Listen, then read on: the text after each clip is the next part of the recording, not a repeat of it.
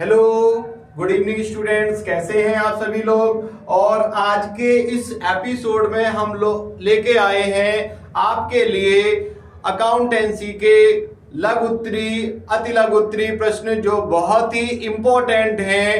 इनसे बाहर आपको नहीं मिलेंगे और आप इन क्वेश्चंस को अच्छे से पढ़कर जाएं तो आपको ज्यादा से ज्यादा नंबर लाने में आसानी होगी। और दूसरी बात यह है कि इन क्वेश्चंस के सीधे सीधे आंसर भी हम यहां पर आपको साथ ही साथ दे रहे हैं। तो welcome to MIIT commerce classes. और आज इस एपिसोड के माध्यम से एक धमाकेदार नई एंट्री होने वाली है आपके।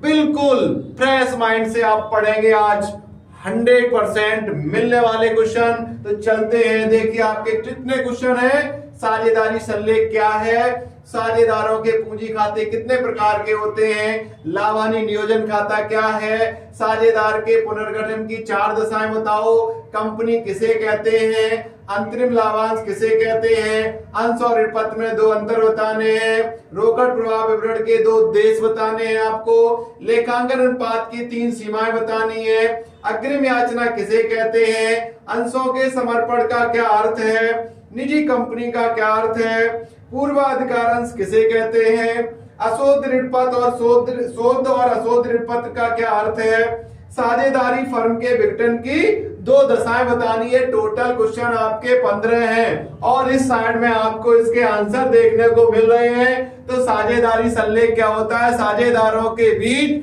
हुए आपसी समझौते का जब कोई लिखित विवरण होता है तो उसे साझेदारी संलेख कहा जाता है। साझेदारी संलेख साझेदारी का एक महत्वपूर्ण प्रलेख होता है। इसमें साझेदारी की शर्तों का वर्णन दिया रहता है।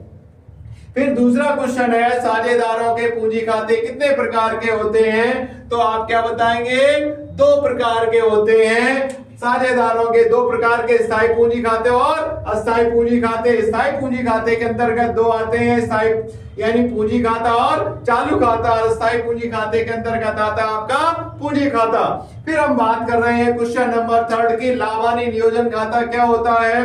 लाभानी नियोजन खाता लाभानी खाते का एक विस्तृत रूप होता है। इस खाते के डेबिट पक्ष में साझेदारों के पूंजी पर ब्याज, वेतन, कमीशन तथा इस खाते के क्रेडिट पक्ष में लाभ यानी शुद्ध लाभ तथा आहरण पर ब्याज दिखाया जाता है। यदि